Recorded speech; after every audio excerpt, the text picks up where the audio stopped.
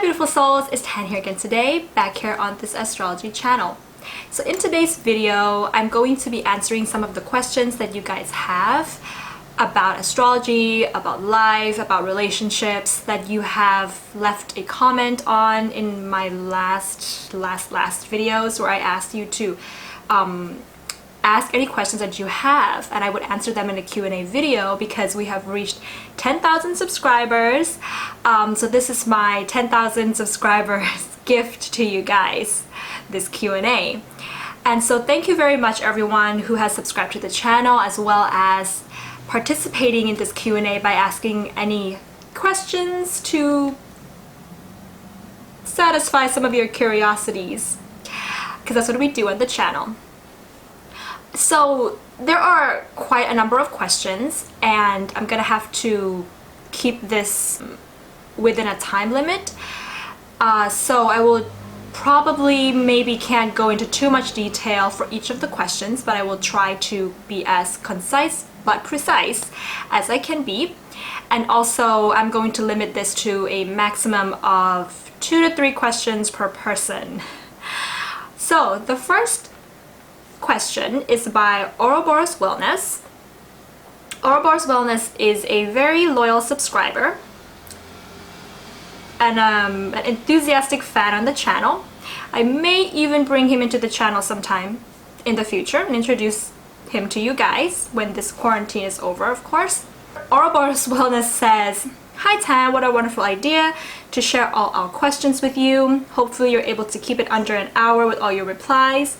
So my question would be with regards to living on this earth.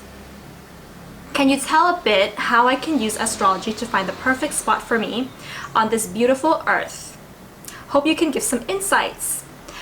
Love your energy and sparkling eyes, full of energy. Good luck with all the questions coming your way. And on to the next 10,000 subscribers. Thank you, Ouroboros Wellness."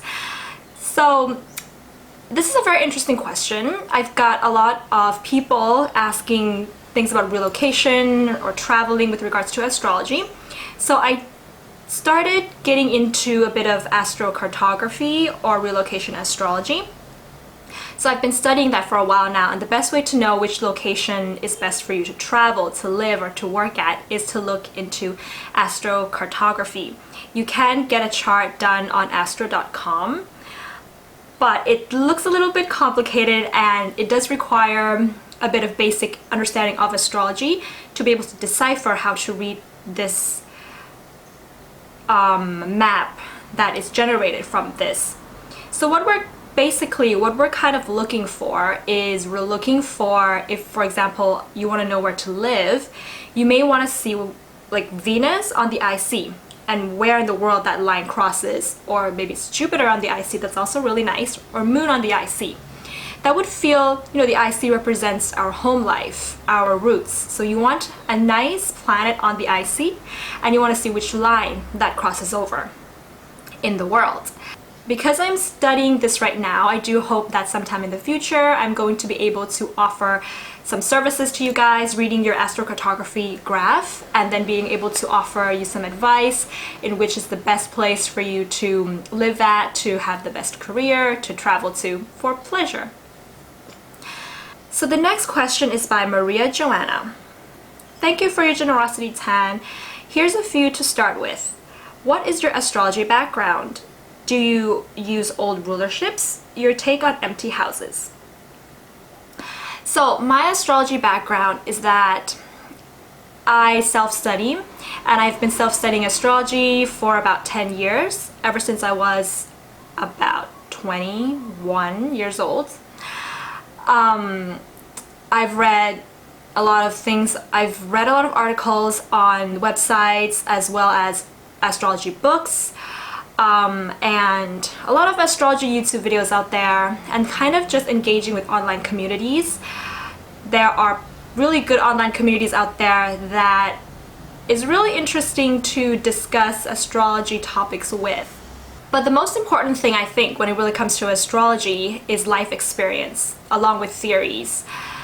To really see how a birth chart plays out in your own personal life, as well as the lives of the people you are in close, intimate contact with, that will verify or nullify the theories that we get from these other sources. And so throughout the years, I've learned to, because I have a Virgo South Node, be a little bit skeptical when it comes to the information that is out there in the world with regards to astrology. In a sense that if I couldn't really verify it or nullify it yet with my own observations of the people in my life, of the birth charts of, famous people, and then I will put that on a hold first. That's why it's taken me, I guess, so long to really come out with astrology, because it does take time to really self-study and go very deeply, but also not, giving you guys information that is a bit generic but may not be accurate.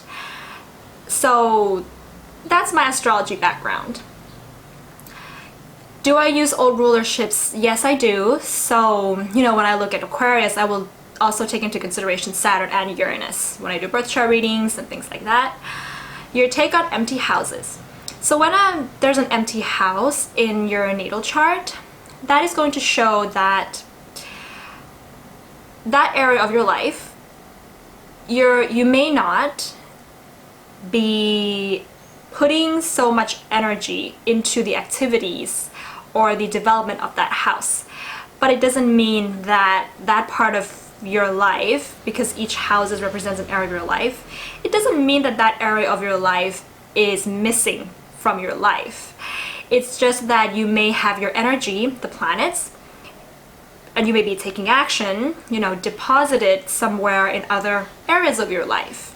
If someone has a lot of empty houses, that means they have more energy directed into a particular area of life, and they're more likely to become more of an expert at that particular area of life. But if somebody has planets scattered around the chart and they have very few empty houses, then that person is going to be interested in various different topics. They're going to be good with various different things in life and will have experience with different areas of life. Blue Dawning says, I'm curious how the North Node change into Gemini, so South Node in Sagittarius, North Node in Gemini, would affect someone who has the opposite natal nodes. Example, North Node in Sag and South Node in Gemini. This is a really good question. So, if this is happening between two people, they have opposite nodal axis, we first want to see if these opposite nodal axis is conjunct to each other. So is it within 5 degrees, and are there other planets there that's conjuncting the nodes, because then it would conjunct the other person's nodes. So, but in general, if the nodes are conjunct, so someone's South Node is actually on someone's North Node and someone's North Node is actually on someone's South Node, then this is a great learning opportunity for both people, because the North Node, where someone is going and is achieving to go into this life, are the qualities that the other person has already developed and already mastered. So the South Node person can act sort of like a teacher to the North Node person, and of course vice versa if this happens. So they're a teacher to each other in how to best evolve and how to best grow. The other way I would look at this is that the South Node person may at times feel, because they have to keep using their South Node to help the North Node person grow and evolve, they may feel that they keep falling back into their old comfort zones. So there has to be, and they may feel like they're not evolving and growing. So there has to be an equal teaching, learning opportunity on both sides for this to work really well. But generally I think this is a really great learning opportunity for both people. Mariana, not sure if I'm pronouncing this correct. Mariana says, what is the best way to use astrology in practical way to apply her in everyday life? This is a really good question as well. So I think that there's a couple of things that you can do. First is to look at because each planets or aspects or house is coming from some kind of life philosophy or theories of psychology. So let's say somebody has a Sun conjunct Neptune, we may want to see which psychological theories that is supporting that conjunction. So in this case, it may be the theory of a martyr syndrome. That can really be seen with maybe Mars Neptune or Sun Neptune.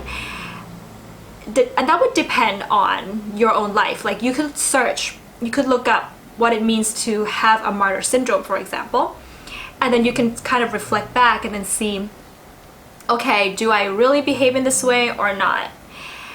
And life experience will show you how particular aspects will play out in your life. And so I think that throughout your 20s, and especially when you reach your Saturn return, and after that, these are great, especially after the Saturn return, these are really golden times to understand what life has taught you.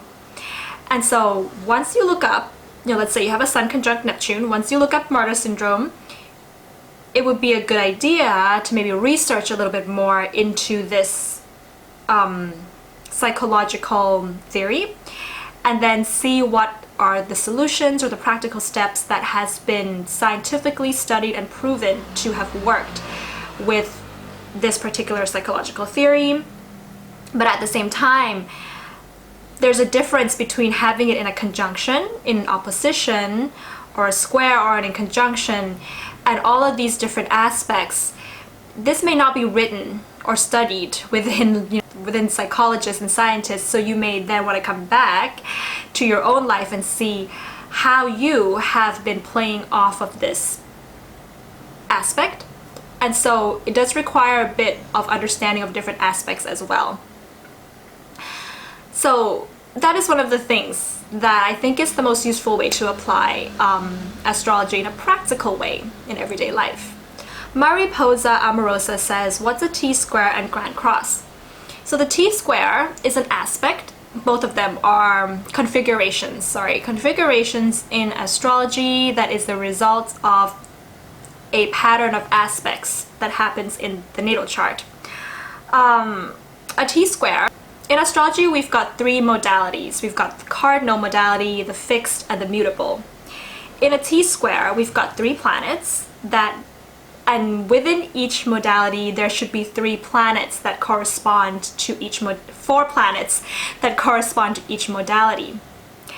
When there's a T-square, there's three planets involved in a particular modality and they're making an aspect to each other.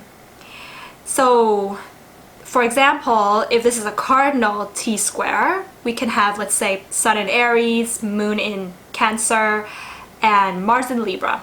That would form a T-square. So what's usually missing in a T-square is the other modality, the other sign that belongs to the same modality, and in this case it would be Cancer. That's the other cardinal sign. And so when we have a T-square, we've got two squares, one opposition. Generally, this indicates somebody who is very dynamically engaged in the tensions of these three planets, and they're kind of a little bit stuck. They keep getting into situations in life in which they can't, in which there seems to be conflicts and tensions and things that pull them back. Because of the one planet that is at the apex of the T-square that's being given too much energy because they can't solve the squares in the opposition. So a good way to solve the T-square is to look at what's missing. So in this case, if the person has this T-square, they would look at Cancer and they would try to incorporate some Cancer energies into their life to sort of give this T-square a more balanced structure, more of a balanced foundation in life. A Grand Cross is when you have four planets all in the same modality, and they make, it's two T-squares. So it consists of four squares, two oppositions. And when we have a Grand Cross, the person who has this is generally pretty restless because they can't coincide these four aspects of their lives together, so they tend to be jumping from one planet to the other planet, trying to find some kind of balance and structure. But generally they may be acting this out externally. So the best way to work with the Grand Cross generally is to turn the energy inwards and to find a sense of inner grounding and peace before going out and trying to reconcile these four parts of a person's life together again. The next question is also by Mariposa Amorosa. What would you consider dangerous aspects in synastry? Okay, so I have made a video on this topic. It's a video that's called Top 5 Red Flags in Synastry. I'll post a link to that in the description box below and maybe up there as well, so you can check that one out. Mariposa also says, sorry, one more. How do you read orbs? What do they mean and what's their significance? Orbs is so when two planets are making aspects to each other, it's how close the aspect is based on the planet's degrees.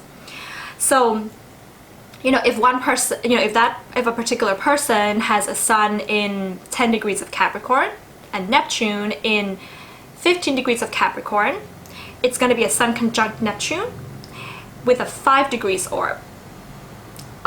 Because the sun is in 10 and Neptune is in 15, so there's a 5 degrees orb different. That would be considered a pretty close conjunction. So their significance of orbs is that the closer the planets are in regards to the orbs, especially if two planets are in 0 to 1 degrees orb, this would consider to be a major aspect in a person's chart. So they would be playing out the energies between these two planets more than, let's say a person has Sun and Neptune 5 degrees orb, but this person has Moon and Mars conjunct in 0 degrees orb. The Moon and Mars in their chart would be playing out with, the conjunction between Moon and Mars would be more prominent in their life, and it would have more energy deposited in their life, and it would have more of a compulsive energy to play off rather than that Sun conjunct Neptune.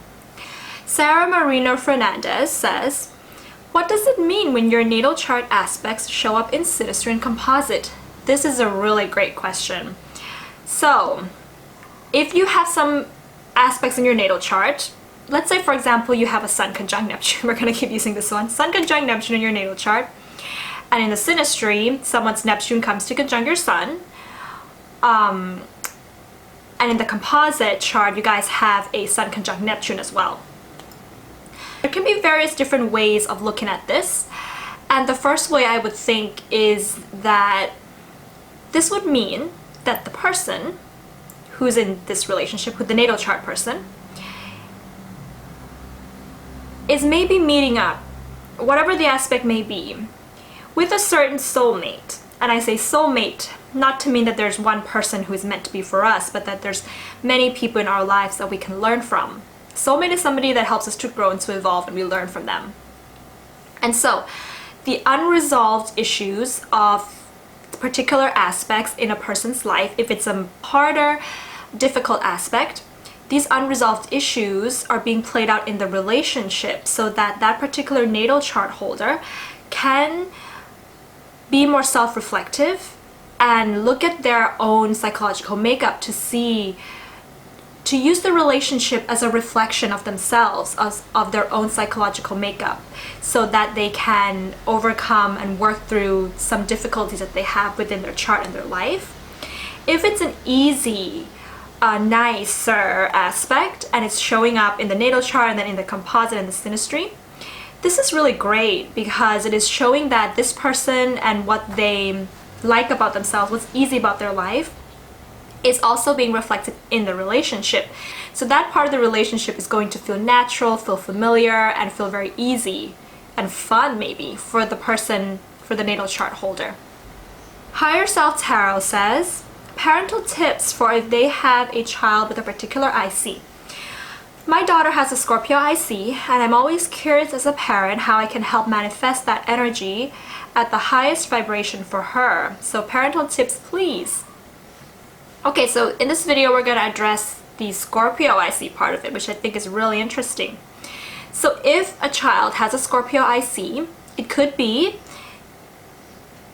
Well, one interpretation of this would be that there was something secretive within the home life, something more taboo that the parents are trying to hide from the child. This could be anything from some trauma, some abuse, sex, or maybe it's something from the occult that the parents didn't really want to expose the child to. So the child grows up with this sort of radar for being able to detect and being interested in more deeper motivations for why things happen because of the way that they kind of grew up. And so the best way to manifest the highest vibration of the Scorpio IC, I think, is, you know, you can't hide Scorpio. The child's gonna feel that there's something there. So truth and authenticity is the way to go with the Scorpio IC. Even though it may not be the right time for the child to know certain things, they may be too young to know things that is maybe too disturbing for a child to know. But the social norm here is that children are young, they're innocent, there's purity within them, so we shouldn't bring anything that's more taboo or something that only adults should be dealing with, and we shouldn't expose that to the child.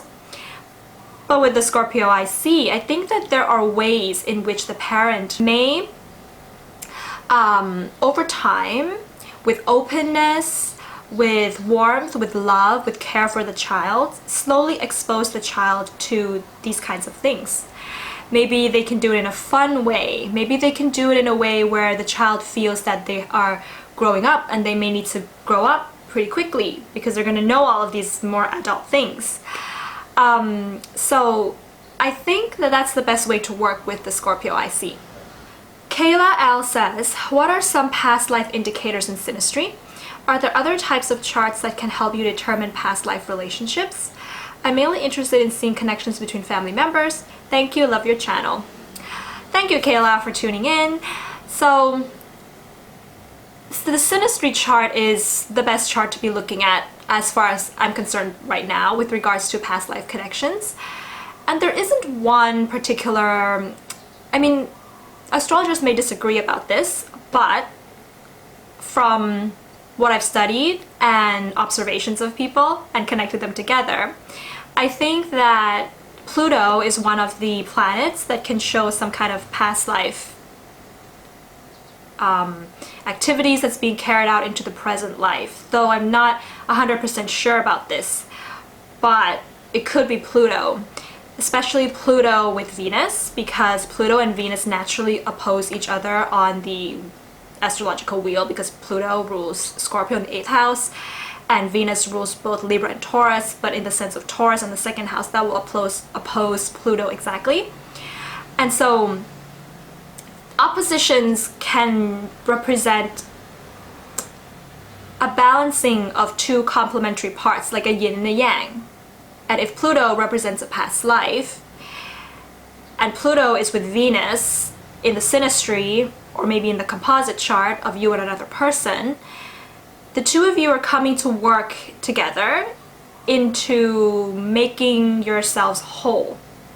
Because maybe in a past life, and I'm not sure about this, but this is what I have studied, is that you may have had something to do with each other in a past life, but it may not have been fulfilled or completed, so you're here to complete that within each other in this life. So Pluto conjunct Venus, Pluto trine, sextiles, biquintiles to Venus, Pluto opposite Venus and square Venus, but these two are, I don't know if you've seen my videos of moonmates and soulmates. Sometimes past life indicators can show up as a moonmate as well, meaning that we're still going to grow, we're still going to become a whole person, but with the opposition and the square, it may not happen to us in an easy way. It may force us or push us in some ways to become more whole, but there's still that completion of karma being done. And of course, a lot of astrologers will also say the north and south node. So having a north or south node conjunct someone's sun or moon, specifically this, and as well as maybe the angles, can also show a past life indicators, because the South Node is showing what we've developed really early on in this particular life, because in a past life we have been doing the things of our South Node, and we're coming to this life to move towards the North Node. Claudie Urena want to know how a Venus in Pisces and Cancer connect, or a Venus in Cancer and Cancer connect. So a Venus in Pisces and a Cancer Pisces, Cancer Venus or Cancer Sun, I'm not sure, but generally Pisces and Cancer can be very sweet pairing, meaning that they both are very romantic in their own way, and they naturally trine each other in the astrology wheel, so they're not the same in the way they're going to approach attraction and romance, but they get along quite well. They're quite harmonious. So Venus in Pisces would definitely like romance because they're dreamy, like to fantasize, they like to have romance as an escape. The Venus in Cancer would really like romance. I guess you're asking this in terms of a romantic relationship, because romance, Cancer wants to show love, wants to let the other person know how much they care, wants to caretake, and therefore, with regards to that, they're going to connect quite well in terms of romance, attraction, and enjoying sensual pleasures together, their indulgences, and maybe their approach to money. They can get along quite well. Same with Cancer and Cancer. But of course, this is on the Venusian level, and when it comes to, relationships and compatibility, it's very complex, and we do have to see other things and make sure that it also is harmonious or complementary in some ways as well. Joanna Quash says, I'm curious how to find out or guess someone's ascendant without birth time, and what does it mean if I don't have any 5th or 7th houses in my birth chart? So it's kind of hard to guess someone's ascendant without a birth time, because you can get it correct easier by looking at their facial features and trying to match that with the descriptions of a particular ascendant sign. If the person does not have a strong first house, if they don't have any other planets in the first house, you may be able to guess their ascendant sign, but it would still be kind of a guess, and it would be hard to know which degrees that ascendant is going to be in. You can guess that someone is like a Libra ascendant, but are they 10 degrees Libra or 25 degrees Libra ascendant? So there is something called a chart rectification, which means that you go to an astrologer and you tell an astrologer about your life, what happens in a particular year, and so on and so forth. And with that, a particular astrologer will be able to do a chart rectification and put out a natal chart with an ascendant there based on what you tell them about your life. So I'm not familiar with how to do this. I'm not sure how it works. I would need to study it much further than this, but I think it's an interesting way to be finding someone's ascendant. And with regards to the 5th or 7th house, we all have the 12 houses within each of us. So if you mean that you don't have planets there, I just previously answered a question with regards to what happens when there's an empty house.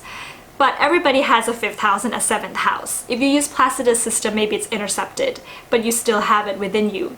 It just may mean that you need to consciously work to do the things of those 2 houses, which would be more with relationships and romance here.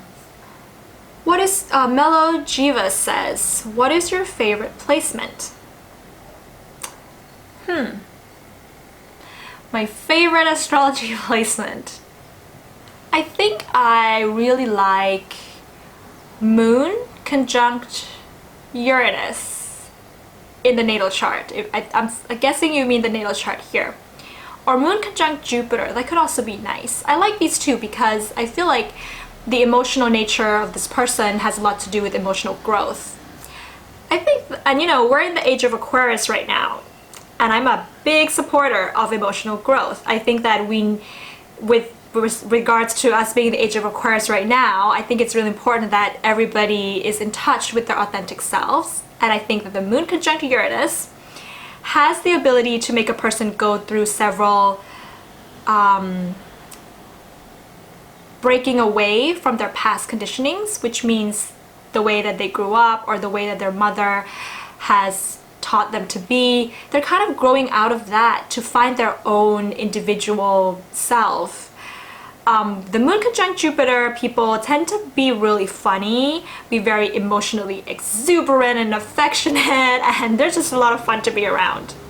Patience V says, what is your favorite Venus placement? Can be house or sign, and least favorite. What are your thoughts on Lilith? Does it hold much power in your chart? My favorite Venus placement, house or sign, is maybe and least favorite. Okay. So the most favorite is probably going to be Venus in the 11th house.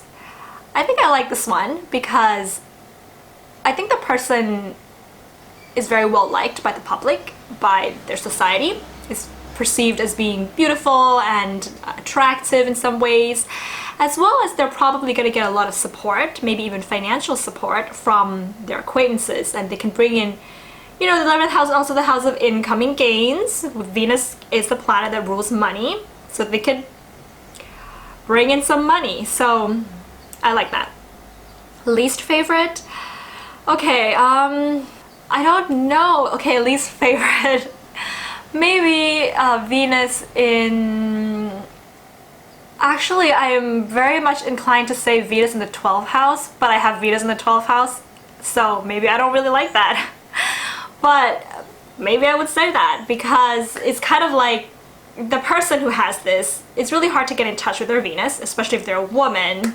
It's hard to bring out that feminine quality, but it's there, but it's just they don't see it.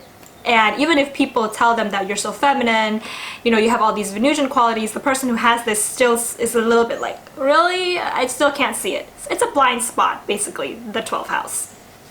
But I don't think it's my least favorite, actually. I think it's just a placement that I think is maybe difficult to handle. I would put it that way, but I think that there's a lot of magic that can come from it once it can be handled and once it can be worked with through art or through spirituality, things like that. My thoughts on Lilith. Does it hold much power in your chart? So Lilith is the wild feminine, right? There's a whole story about how she rebels against Adam to get her independence. So I actually I like Lilith. I think that when we work with this energy correctly, we are becoming our true sexual raw self. And from time to time, I think that Lilith can be very useful because she's so raw, she also represents this sort of instinct that we have, this feminine instinct. You know how when we come in touch with certain people in our lives and we feel in our instinct that this person is toxic and we should stay away from them. You know, maybe Lilith has a little bit to do with that. And does Lilith hold much power in your chart? Generally, I think not really, unless, I wouldn't say that Lilith in a particular house is going to do a lot unless it's conjuncting the angles, ascendant, midheaven, descendant, or IC. And also it would hold a lot more power if it does make a lot of aspects to planets in your chart, or the angles in your chart. Then depending on the aspect, the person is wanting to get independence. They may go around, you know, causing a lot of trouble to do that, or they may not, depending on the hard or the easy Lilith aspects to planets and angles. So next is Papa Doodle Doo. So I'm going to try to narrow it down to maybe 3 questions or 2. We're kind of, this video is getting pretty long, guys. So I'm going to answer question number 1. I like that. Is it dangerous when someone has multiple planets and points in your 12th house? I wouldn't say it's dangerous. Depending on how awakened or aware of their unconscious motivations, and especially their more irrational fears the 12th house person has. If they have done a lot of therapy, if they've done a lot of spiritual work, if they're a more self-reflective person, if they already have planets in their own 12th house, then this can fly by pretty easily. There will be issues that come up. Usually it's the 12th house feeling disturbed or feeling something like the planet person, depending on the planets, but if there's a lot of planets there, the planet person is kind of not aware how they're knocking things around in the mind, in the unconscious mind of the 12th house person. It's like, you know, it's like when you walk on a garden and you just walk all over the grass, and the person who's made the garden does not like it when their grass is being walked on, but the person who's walking around the garden is just jumping around, not aware that they're walking on the grass. They don't really care, they don't really know. So the person who owns the garden is feeling a little bit disturbed by this, and so if there's good communication there, if the garden person has done their own work and has, you know, traced back their past and, you know, have thought about or worked through the fact that why is it so disturbing that somebody steps on my grass, then they can be more aware about why they're feeling so vaguely disturbed or strongly or overwhelmed by the 12th house person, the planet person. I also like question number 5. So with synastry overlays, how can you tell who is feeling it more? This is a good one. There's a lot of questions about this one. The person who is feeling it more. This will depend on the houses, first of all, with regards to synastry. So if, let's say, there's person A and person B, and person A has their planets in person B's, let's say, 7th house, 8th house, 5th house, maybe 2nd house or 1st house, these more relational, sexual, romantic houses, person B is going to feel like person A is somebody they like to partner with, like to get together with, drawn to person A. But if person B's planets, let's say they fall into person A's not so romantic or sexual houses, like maybe they have planets falling into person A's 6th house, maybe 3rd house or 10th house, then person A is not going to feel as attracted to person B as person B is feeling to person A. But if they equally have planets in each other's relational, sensual, sexual houses, then they will both be feeling it. They'll feel different, but they'll both be attracted to each other. So there's this confusion going around that if there's an aspect between one person's inner planets and another person's outer planets, that the outer planet person doesn't quite feel as much as the inner planet person. That is not true. The inner planet person is going to feel, is on a more of a roller coaster. So if they're feeling good, they're going to be feeling more extremely good or extremely disturbed because the outer planet person is touching their inner planets. But the outer planet person is still going to feel on an outer planet level. So outer planets, we mean like Saturn, Pluto, maybe even Jupiter, Uranus, Neptune. But they're going to feel it more on a karmic fatedness kind of a feeling towards the inner planet person. I hope that kind of made sense. And I want to combine question 9 and 11 together. So if you had to compare quintiles by quintiles to any major aspects, which ones are they the most like? And what is Venus quintile Pluto in the composite chart like? I think that quintiles and biquintiles are a combination of a conjunction, a square, and maybe like a trine or a sextile. Or a sextile, let's say a conjunction, a trine, and a sextile. So it's like a conjunction and a square. It's like a square, first of all, because there's a dynamic quality. There's definitely going to be tension. But it's also like a conjunction because it offers a blendability as well. But it's also like a sextile because it can be fun and it can offer balance once you work with the quintiles. So for example, if there's a quintile between Venus and Pluto in the composite chart, the two people are going to act out Venus and Pluto in their relationship. So they're gonna feel very deeply, strongly about each other, like maybe they're meant to be, like it's fate or it's karma. Like in a Venus conjunct Pluto would be. But they're going to still be causing transformation in each other with regards to their love nature. Like the conjunction, the trine, the sextile, like all Venus-Pluto aspects. When they first try to do this, it may feel like a Venus square Pluto because they're trying to adjust. But quintiles are aspects of talent, playfulness, creativity. So while it's kind of acting like a bit like a square, like there's a tension and the other person feels like, okay, this person is forcing me to transform. They're bringing up some stuff in my possessiveness and jealousy that can come up. But they're gonna get creative about it. So they're gonna work through it to make it sort of like maybe a sextile or a trine or a conjunction. So they may, maybe they take a class together, maybe they play fun sexual intimate games, maybe they try, you know, spiritual sex together to sort of play off the higher vibration of the Venus and the Pluto in the composite chart. Haimi Ahmed says, hello Tan, I'm 19 degrees Cancer ascendant. I have Saturn 19 degrees, Uranus 11, and Neptune 5 degrees in my 7th house, Capricorn. I want to know that in these 3 planets, which planet is the most powerful to my 7th house? Well, that would be Saturn, because Saturn would be conjunct your descendant exactly. So Saturn is the most powerful, and I think your Uranus and Neptune may be in the 6th house, not sure which house system you're using. But generally it would be in the 6th house. So in this case, yes, Saturn is around the descendant. That is going to be the most powerful. Marky Maki says, you're very good at this. What is your take on the vertex? Yes, it's an aspect of fate. What's it there for? Can you explain it through the signs and houses? So the vertex, yes, it is a point of fate.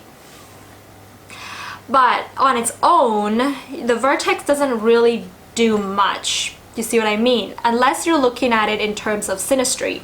It can work in synastry in a sense that if your vertex, let's say, makes a conjunction or maybe a square or any aspect to a particular other person's planets or points, and you have to keep the orbs pretty close with regards to aspects of the vertex. So I wouldn't go with anything more than 2 or 3 degrees orbs. Most prominent is the conjunction between a vertex and a person's angle or planets. So, you know, if you meet up with somebody who has a vertex connection with you, it's going to feel fated. That's what it does. So it can be used to trace back a time, a date when a particular couple or a particular 2 people meet up. To support the fact that, okay, this meeting, there's something here that fate brings you together because you need to learn from this person. There's something that you both can learn from each other, kind of like that. You can also look at the vertex in your solar return chart or your preset solar return chart to see the sign and the house of the vertex to kind of show, you know, that particular year. If you meet a particular person who has angles or planets that touches your vertex, you may be compelled to have a relationship with them in some ways because at that particular time of your life, you're needing to learn from this person. So it's going to feel like fate if they do come into your life. KN says, what are your thoughts on sidereal astrology? I don't really use sidereal astrology. I use tropical, but I think that sidereal astrology has its own, how do I say, uses. And I feel that sidereal astrology, the interpretations of like planets and some houses, is more literal. And in that sense, I think it's good for making predictions or giving a more direct or literal answers to some of the client's questions. But as with regards to, you know, my philosophy of how astrology works and how I want to use astrology, I prefer the tropical astrology. Pritika Guha says, what does Venus retrograde mean in a chart, or how are retrograde planets related to our karma and fate that we're carrying over from the past? So I'll address the Venus retrograde part of this question, in a sense that, so when a planet goes retrograde, especially Venus, it is doing something of a reverse nature. So when it comes to Venus, one of the things that this could mean is that naturally a non-retrograde Venus is showing how our spirit is manifested in the material world. If you look at the astrological symbol for Venus, it's a circle with a cross below. So it's a spirit over matter, meaning that the spirit, the soul, is being channeled into the material world somehow. Maybe it's through art or beauty or music or sensual experiences or making money or abundance. But when Venus is in retrograde, it can mean that the person who has this is on the reversed. So they could be taking things in the material world to feed their spirit, rather than having it come from within. So there is a need here to possibly look within to figure out how they can find the abundance inside in order to channel it into a satisfying relationship. It can be relationships as well. Relationship, artwork, any kind of money-making deals and things like that. You will keep drawing situations in your life which shows lack. So therefore it's the cultivation of the inner abundance, which in turn, with the law of attraction, is going to bring that into your life. Miliana says, I have a question about composite and Davidson chart. For example, what does it mean to have composite Sun in the 8th house, conjunct Pluto and North Node, but then Sun in the 8th, opposite Pluto and North Node in the 2nd house in Davidson? So this is very common to have planets in opposite houses in the composite and the Davidson. So the thing about opposite houses, first of all, is that they're on the same axis. So if it's a 2nd and 8th house axis, it's the axis of sensuality, sexuality, as well as self-sufficient values and money, and share joint resources and money. So that's going to be the theme in the relationship. We want to look at both. So there is an overlap of these two. There's something complementary about that. So generally, if something is differing between the composite and the Davidson chart, first of all, we have to see how is it differing. If it's within opposite houses, it's not really differing because opposite houses show a theme, a needing to balance the two houses within a relationship. If it's like a planet that is conjunct, if two same planets that conjunct in the Davidson, but then they oppose or trine in the composite, we're still working with the themes of these planets. They don't really differ, but sometimes it's easier to work with the themes of the planets. Sometimes it's harder or more difficult to work with the themes of those planets. So there's a theme that we're looking for here. Carol Leville says, how did you get into astrology and who are your favorite astrologers? So I have made a video talking about my astrology journey, and I will direct you to that in the links up above maybe, or in the description box below. You can check that out. I talk about how I actually got into astrology. And my favorite astrologers are Dane Rudyard. I really like him and his books. I also like Stephen Arroyo. I like Jewel Mayberry. She's on YouTube as well. She's one of my favorites. And I also really like David Cochrane. Not sure if I'm pronouncing his name correctly. He also has a YouTube channel. He talks about vibrational astrology and harmonics, and he just has a whole new world of interpreting things. So those are some of my favorite astrologers. Last question by Sapphire Roots. What system do you use for birth charts and why? What's your favorite place you've traveled and favorite ice cream? So you mean like equal house or Placidus? Really curious what the difference are and why to use one over another. Okay.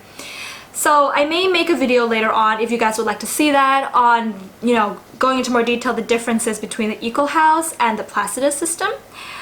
But generally I use the equal house system for birth chart readings and interpretations. I used to use Placidus before, but then I changed to equal house 2 to 3 months into my practice, because I feel that my personal belief in how astrology works corresponds with the philosophy behind how the equal house system was created. So briefly, the Placidus system is a quadrant house system, and each house is going to be covered different degrees, so they're going to be different sizes. Some house is going to be smaller, some house is going to be bigger, and you can have interceptions.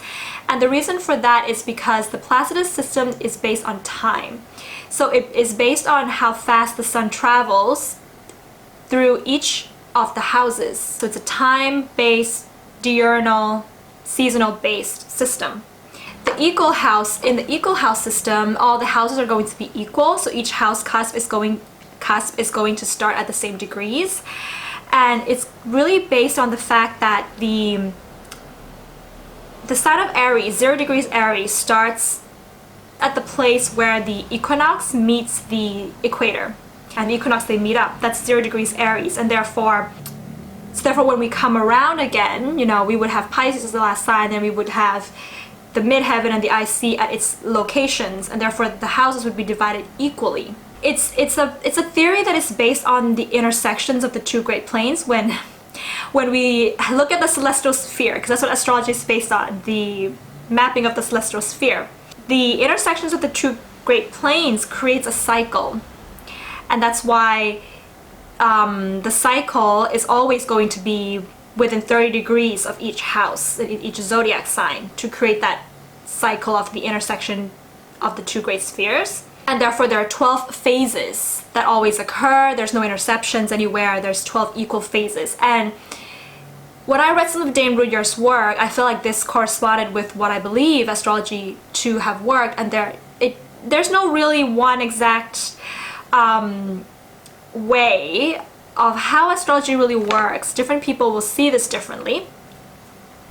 But I believe that astrology works with regards to cycles. So the Earth rotates on its own orbit. The Earth has its own orbit, as well as there are the orbits or the cycles of the planets around the sun. The Earth's own internal, you know, orbit around its own axis is a representation of the microcosm. The orbit of the planets around the sun is a representation of the cycles of the macrocosm. And I feel that within our own bodies and the way that our life proceeds, we're also in this cycle.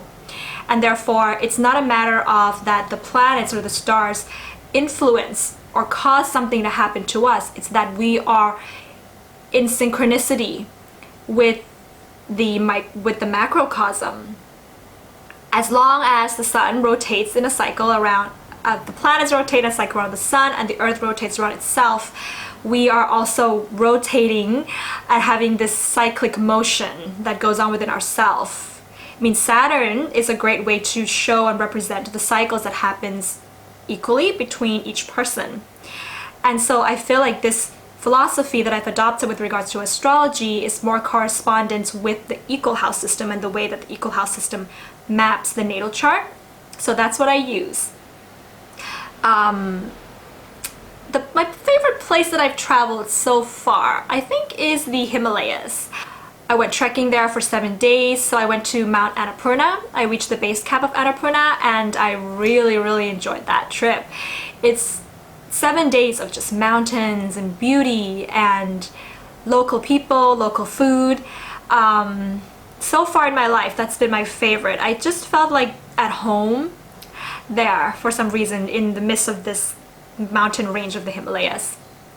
My favorite ice cream, I never had a favorite ice cream, I think, until the other night. I had a dream that I was buying my favorite ice cream. Not sure if it's because of your question, but sometimes I have dreams about things and it's really weird. But I think my favorite ice cream is, you know, that ice cream where it's chocolate, but there's a lot of stuff inside the ice cream, like maybe cookies and marshmallow and maybe brownies, and so it's like a crunchy, chewy kind of ice cream. I like that one. It's rich and full of things to eat. Okay guys, so that I hope that has brought some clarity to the things that you may have been very curious about in astrology. I'm currently working on a SYNASTRY overlay series, and I'm wondering what you guys, and it's a moon in houses overlay, but after this I would like to do more, so I want to know what you guys would like to see next. Do you want to see the sun in SYNASTRY houses overlay, Mars in SYNASTRY houses overlay, or do you want to see composite charts, like sun through the houses and moon through the houses in the composite chart? So let me know what that is. You can comment below. Alright, beautiful souls, I hope that everybody is staying safe in this time of our world with this pandemic going around and enjoying this alone time that we have to be in right now. And I'll see you very soon, beautiful souls. Bye!